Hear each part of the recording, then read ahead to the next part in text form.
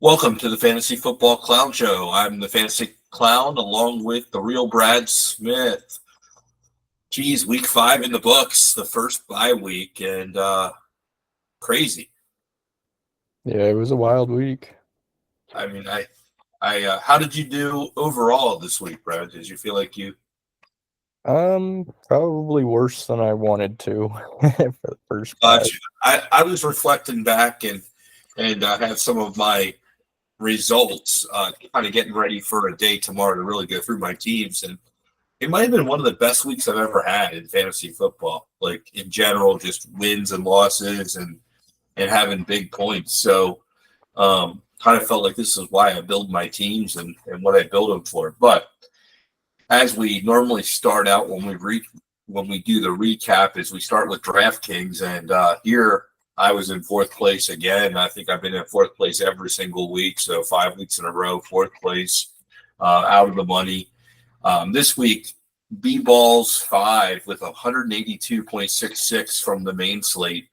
And I did just kind of want to go through the team on DraftKings. So at quarterback, he had Joe Flacco.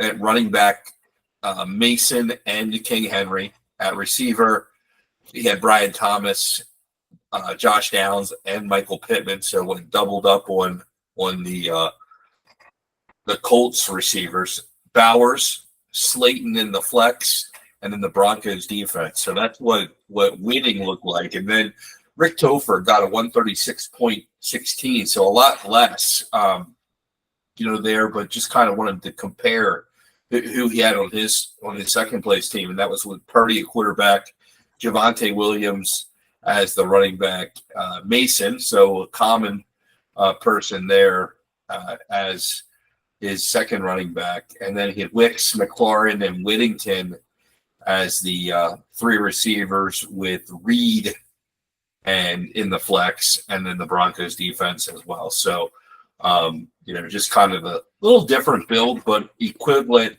Broncos defense on both teams, and then also Jordan Mason on both teams. So, that's kind of, what we had there. Survivor pool. So we started a new survivor pool this week, and 48 entries. So $2,400 to the winner, $50 a piece. Crazy. 33 players got eliminated out of 48. So just 1 week, 33 people just gone. And they were all with the 49ers and the Seattle Seahawks. You can see I have my Seattle shirt on here, and that's who I chose. I got eliminated. The Giants went west and just took care of business with Seattle. So that eliminated me, but 33 people got eliminated. So down to 15. And so we'll kind of go through that.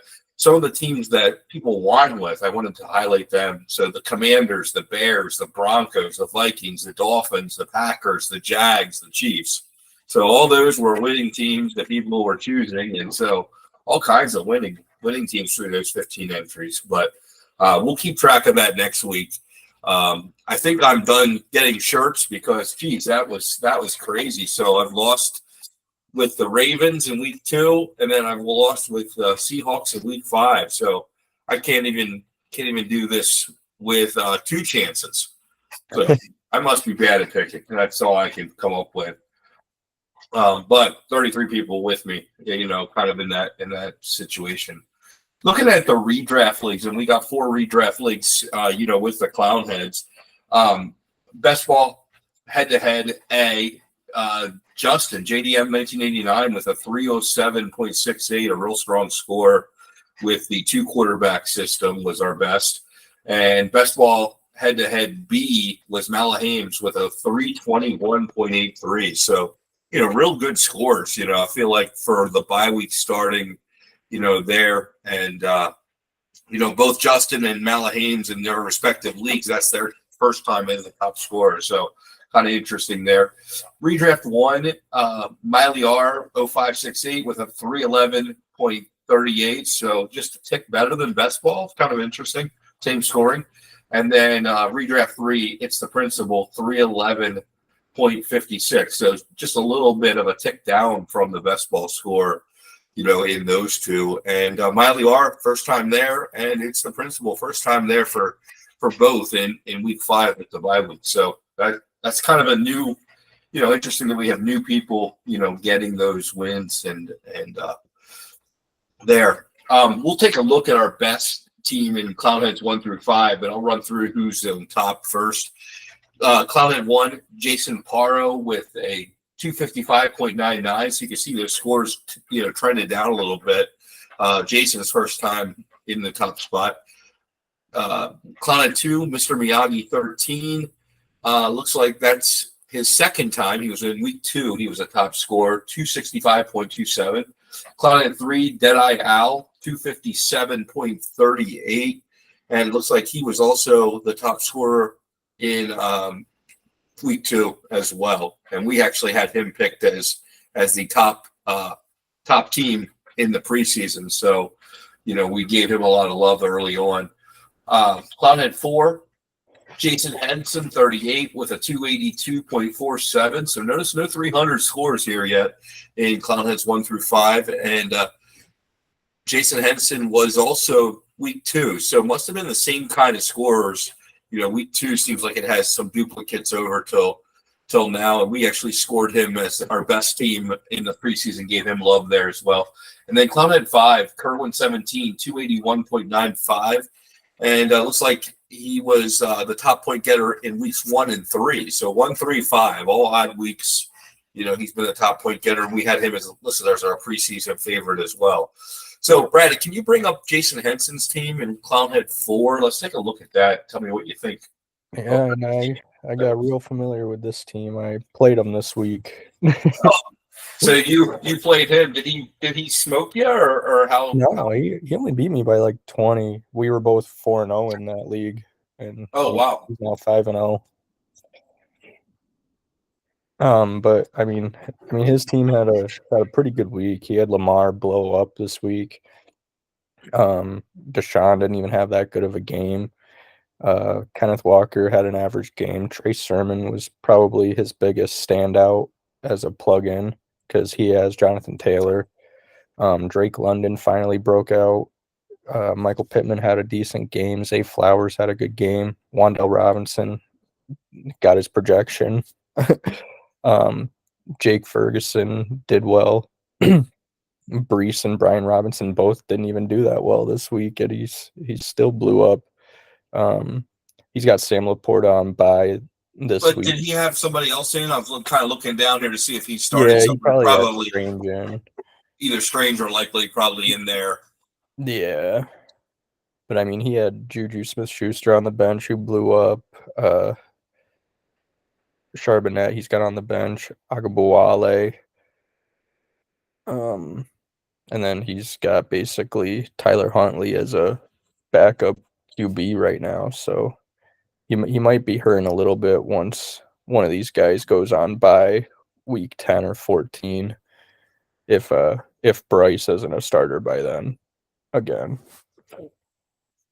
Yeah. I mean, it looks like he's got Aaron Rodgers' replacement there in Tyrod as well, depending on what happens.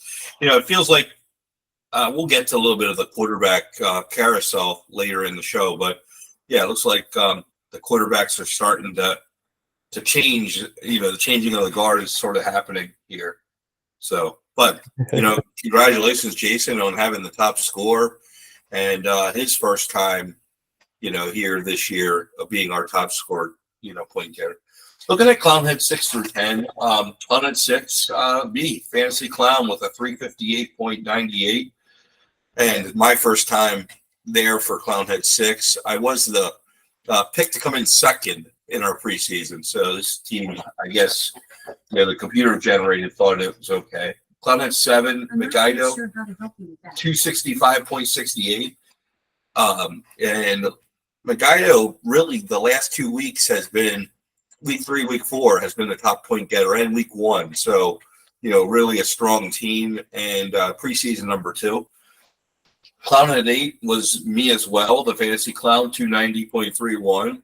And that was the first time there in Clownhead 8, hitting the board, and actually wasn't a preseason pick either.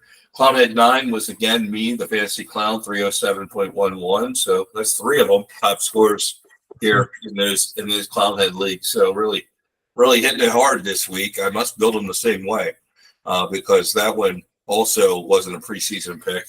And then Clownhead 10, B-Mark 61, 296.87. And B-Marks was our preseason number 2 pick, and then also was a top point getter in week 3. So returned the same. Brad, will you pull up my team from Clownhead 6? That was quite kind of far and away. It had a 358.98, so quite a bit higher than the next highest pick. And yeah, I mean, having Caleb and Jamar blow up with Brian Thomas is definitely nice. Kyle Pitts finally blew up in this league, so you definitely had a great week for the players that haven't been performing well up to this point. Bijan didn't even have that good of a week, and you still did well. Conklin in your flex did well. Javonte had a good week. Tucker Kraft blew up. McBride did well, and then you had Jaden Daniels and Brandon Ayuk, who both did well. You didn't even start 3 QBs in this league and went off like that. Yeah, I didn't start 3 QBs, and I actually had Flacco down there on the bench, so I had some ability to even have more points if I would have realized he wasn't starting and put him in for somebody like instead of Otten or somebody could have really shot this thing to the moon. I mean, that really – I don't know if I would have started Otten or Williams. I mean, I may have benched Javonte as well. Like, that's very possible because I like to start tight ends in this kind of formula because I feel like, they don't have to do much to get a lot of points. So, yeah. And it looks like you got Okongwu to start next week if you need to as well. You got tight ends everywhere. And then you got Brooks on the IR, Dubs on the IR right now. Well, it looks like I've got Spencer Rattler that might get to start, sitting down there ready to go too. So yeah, we'll see.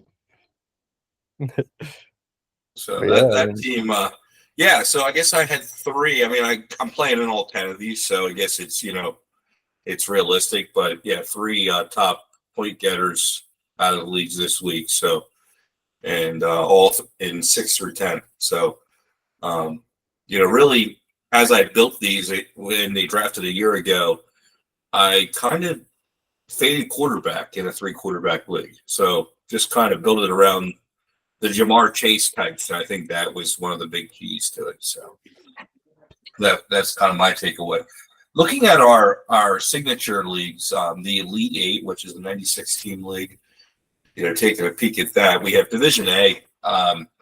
We have the FF Prez 287.5 points, and the FF Prez was the top point getter in week 1, so kind of returned to week 5. Division B, LDS 248.15, and LDS was our preseason second team, so that we picked. So we picked to get to the Sweet 16 at the end. There. And in Division C, Jason Parro won 277 even. And Jason Parro really has come on strong with the top points in week 3, week 4, and now week 5. So 3 in a row running that back. Division D, Jack Powers, 261.65. And Jack Powers, first time on the board in Division D this year. So, and we didn't have him in the preseason. Division E, Nico 180, 261.74. And Nico 180, first time on the board this year in Division E. Division F, River AD 98 with a score of 313.40. So first person over 300 here in this in the Elite 8. And River AD was the top point getter last week, as well as our preseason pick to come out of there with the 1 seed. In Division G, the Dutch Dynasty, 310.40, so just behind in the points. And really looking at the Dutch Dynasty, week 2, week 3, week 4, week 5, we had it as a preseason pick to be the number 1 seed, was our top point getter in week 3. And I just kind of was, as I was putting it in, I thought, man, that team's going to be tough to beat just in general. It looks like he's just peaking. Doesn't matter if there's buys, doesn't matter what there is, just big scores every week. for the Dutch dynasty. And then in Division H, the Riverbed PT7 was a top point getter 2, 3, 5, the number 2 overall, is what we were looking at. And that score was 267.93, but a little less score there. But just an impressive when you start winning the division 3 out of 5 weeks, or 60% of the time you're the top point getter. So let's take a peek at River AD's team in Division F and see what that 313 looks like. I mean, this team's real solid. He's got Josh Allen, Jordan Love as his QBs, Jordan Mason. He had Jahmyr Gibbs on bye this week, so he wasn't even playing him. Jaden Reed, Shaheed, Drake London, Brian Thomas, and George Kittle. He had Ingram out this week too, and didn't. Well, he might have played those. He might have already made the switches. Oh, he's got. Yeah, that's what I mean. He's got tight ends on the bench, and then Garrett Wilson and Breece Hall. He's got Baker, Trevor, Nix on the bench, Dobbins on bye, Kyron Williams, Mostert, Odunze, Jonnu Smith, Conklin, Otten. I mean, he's ready for anything, really. AJ Brown on the IR with Christian Watson. Yeah.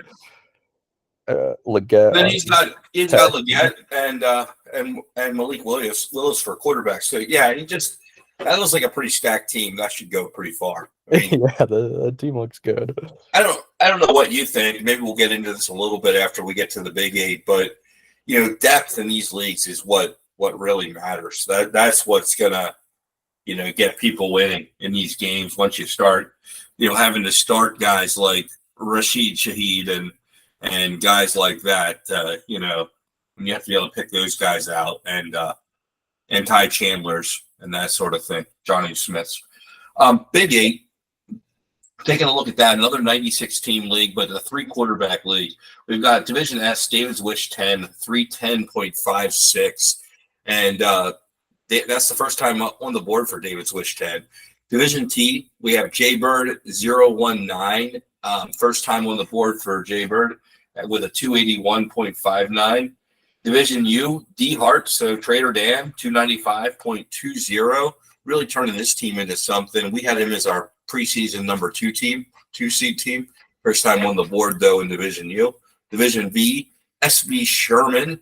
We had him as our preseason pick as number 1 seed, but first time on the board there. 339.262, so big score. Division W, Justin Canover, 300.86. Justin Canover's first time on the board here in Division W. Division X, PD Boy, 12, and the first time on the board for PD Boy 12, and that's a 288.30. Division Y, Kerwin 17, 277.59. And looking at Kerwin 17, it was our preseason pick for the 2nd seed, but first time on the board with the top seed or the top score. And then Division Z, No Cap Carson, first time on the board for No Cap Carson, and that score was 326.93. So, another strong 300-point score for No Cap Carson. Taking a look at Division V, SB Sherman, 339.62. Let's take a look at that team, Brad. Break that down for us.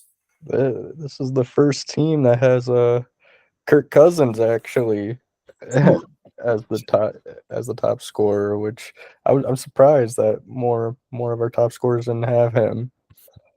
Yeah, I read this week that the top 4 receivers were from 2 teams. So we had Mooney and London, and then Chase and Higgins, and Kirk Cousins was definitely the QB1. So yeah, you're right that we didn't have all those. I'm surprised we didn't see more of those kind of big point getters when you have all that happening.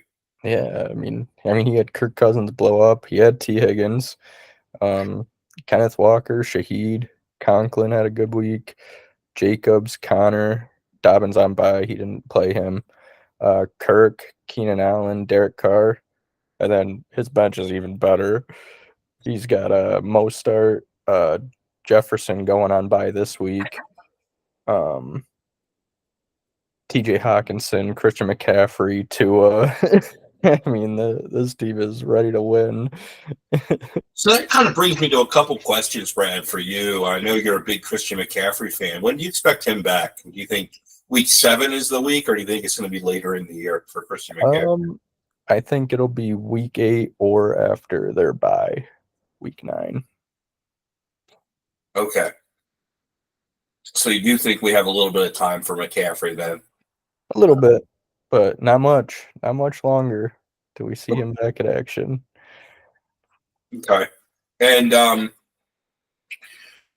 trying to kind of look at who else I was wondering about there. Do you think that Joe Flacco starts this week, or do you think it's back Anthony Richardson? I've been hearing that Flacco might start this week again.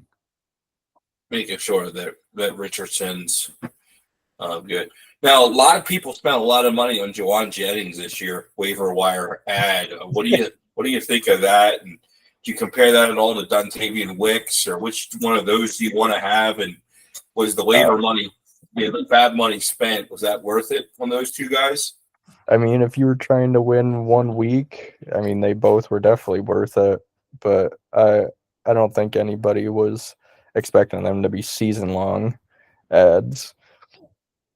I mean, because Debo only ended up missing 1 week anyway. So, I mean, Juwan Jennings anyway was bound to not be anything all year.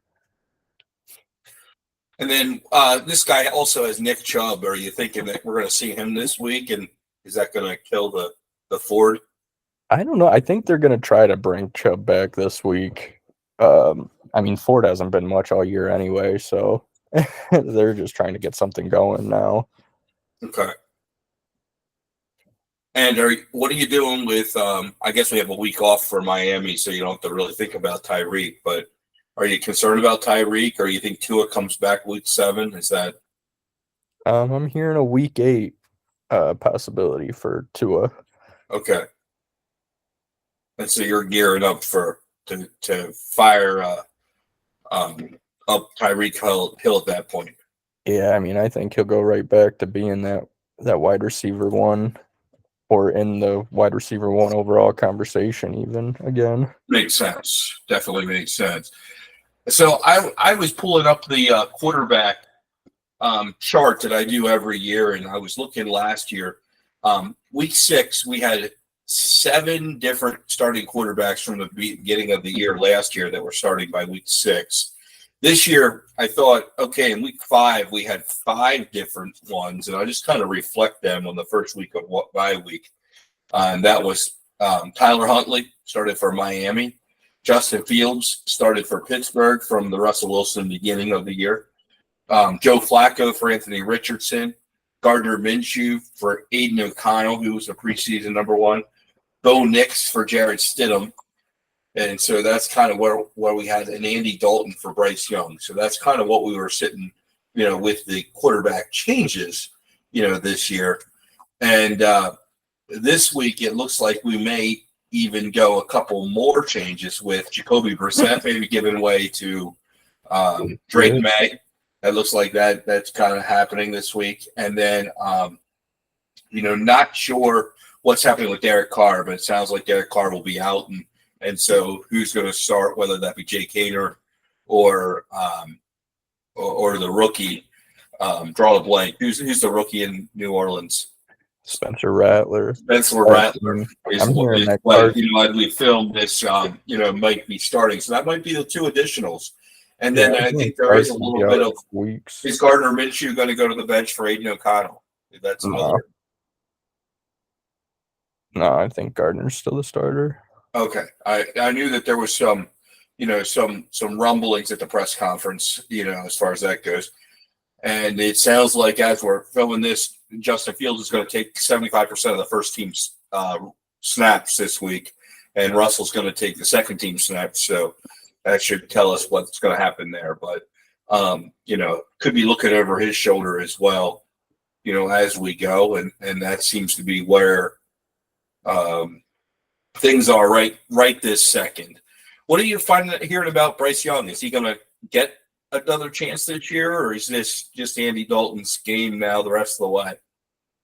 I'm not sure. I mean, I'm hearing that his future isn't over at Carolina. I'm just not sure when that'll begin again. Okay. And so, we do have those quarterback changes. So as I was kind of reflecting as to why I did so well in the Clownhead leagues, I went out of the dynasty teams. I had 10 wins, 2 losses this week out of 12 teams in dynasty. So really, really did well overall, I guess you could say, there and was really just kind of taking a deep dive into the teams. And I think the reason for that is they're so deep. And it's really about having lots and lots of depth. And I don't know if you find that, Brad, but that's kind of what I'm coming away with. Are you looking to make any trades, or do you have anything trade wise that you're doing here after week 5, or are you kind of letting everything roll out that you have and figure you built the team that you have? I don't know. I've been eyeing a couple buy low targets, guys like Brees that have been having a couple down weeks, Bijan even. It sounds like a lot of the fantasy community's kind of like going out on them pretty quick. So, Okay, so you'll jump in there and scoop them up. How about Mark Andrews? A lot of the fantasy community's down on Mark Andrews. Are you buying him? He's a tough one. I mean, his usage was increased this week, but the other 2 tight ends both performed better than him. So I'm not sure what to make of that. I'm kind of buying. I'm buying Mark Andrews because I feel like this is what people do. They have a lot of recency bias, and maybe I'll get burned, but I feel like I'm buying. I'm buying. Yeah, I mean, it's probably a good time to buy him now if you think he's going to pick it back up again. Yeah, I think he's not old enough to be done, and Yeah. that would be the only thing you'd worry about. I mean, even if you bought Kelsey on a buy low before last week, right? I mean, that would have made some. Yeah, I was trying to buy Kelsey a couple weeks ago from in a couple leagues, but nobody was biting. I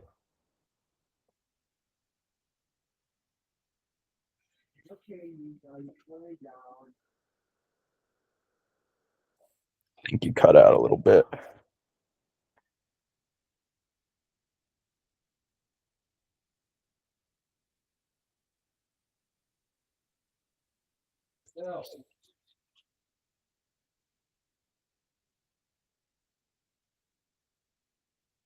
Your sound cut out.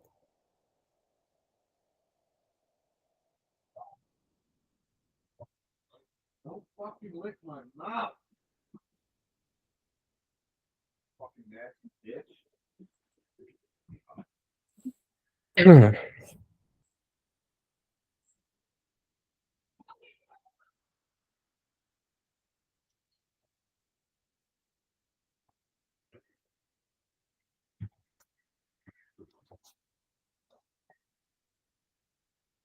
Sound cut out.